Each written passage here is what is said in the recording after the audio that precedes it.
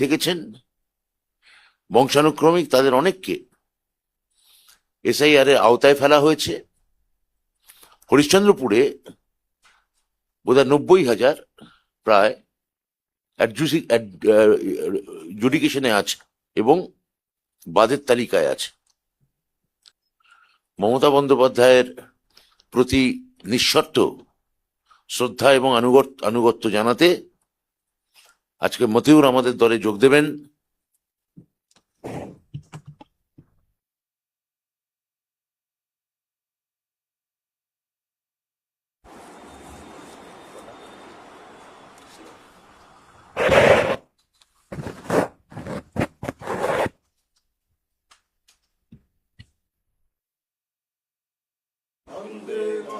তৃণমূল কংগ্রেস জিন্দাবাদ, মমতা ব্যানার্জি জিন্দাবাদ, অভিষেক ব্যানার্জি জিন্দাবাদ। আপনি দিন ট্যাবলেটে শুনে। আমার মনে হয় মতিউর দুটো কথা বলুন, তারপর আপনাদের যদি কোনো প্রশ্ন থাকে আপনারা করুন। দুটো কথা জাস্ট আপনি জয়েন করলেন, এটা একটু জানিয়ে দিন।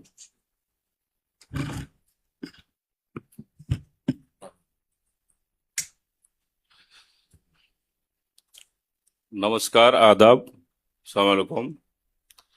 मैं 2021 साल में बीजेपी से लड़ा था, आप लोग को सबको पता है। और बीजेपी छोड़ के इसलिए आया जब बीजेपी में वो तोड़ने का राजनीति कर रहा है, और इसलिए मैं छोड़ा बीजेपी। और दीदी हमारा है गरीब का, मैं जो काम करता हूँ दीदी भी वही काम करता है, गरीब का सेवा करता है, तो इसलिए मैं छोड़ के बीजेपी आया, दीदी का पार्टी में ज्वाइनिंग करा। কোনো প্রশ্ন? Any question? এনি? হ্যাঁ,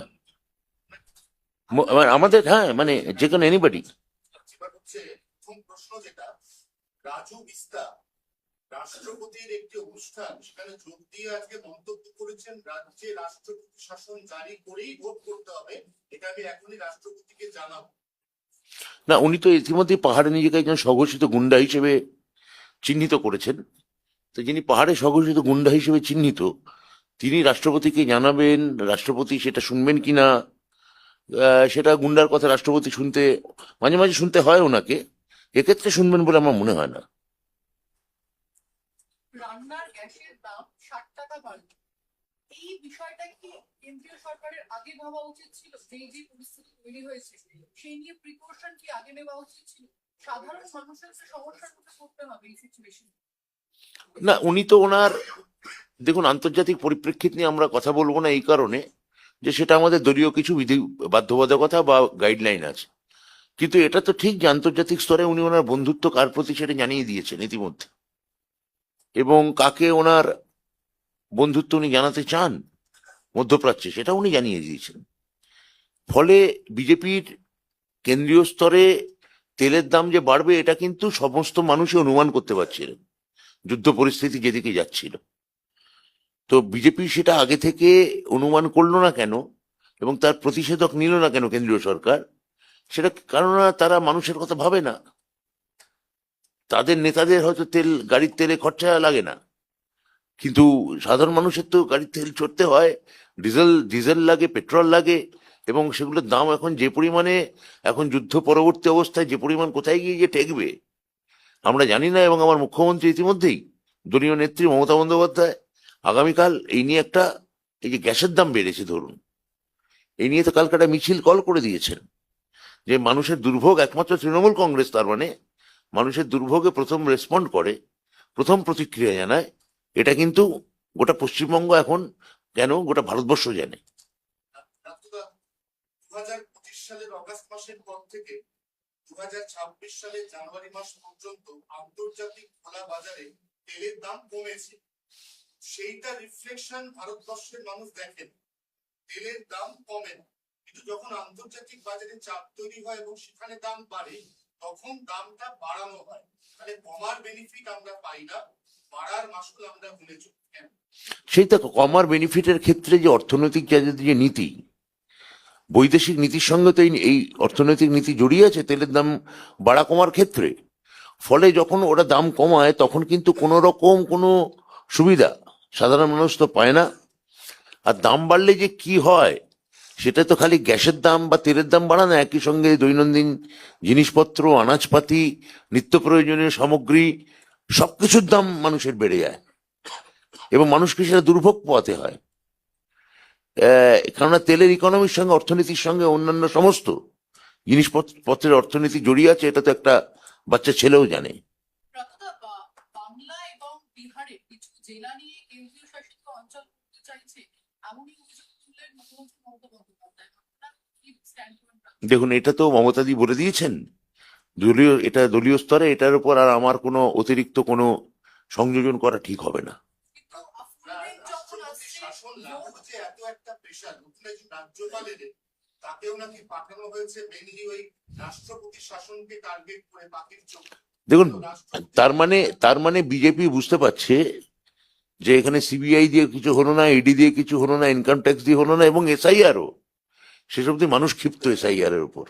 যে কথা কালকে ধর্মতলার মঞ্চ থেকে অভিষেক বন্দ্যোপাধ্যায় বলেছেন যে এসআইআর করার পর তৃণমূল কংগ্রেসের ভোট বাড়বে, এটা আমাদের নেতা নেত্রীরা জানেন, আর বিজেপি যে জানে না তা তো হতে পারে না। তা বিজেপি শেষ চাল চালতে চাইছে, হয়তো এই রাষ্ট্রপতি শাসন টাসন ইত্যাদি হুমকি বা ভয়, এবং সে কারণেই হয়তো রাজভবনে পরিবর্তন। এবার তার পরিণাম কতদূর যাবে সেটা আপনাদের মতো আমিও দেখার জন্য মুখিয়ে আছি। কিন্তু এটুকু বলতে পারি, যদি এই ধরনের কিছু বিজেপি করার কথা ভাবে, গোটা পশ্চিমবঙ্গ রাস্তায় নেমে আসবে। চলবে যখন আসছে সেই সময় কবে ভোট হবে সেই নিয়ে একটা দ্বন্দ্ব রয়েছে।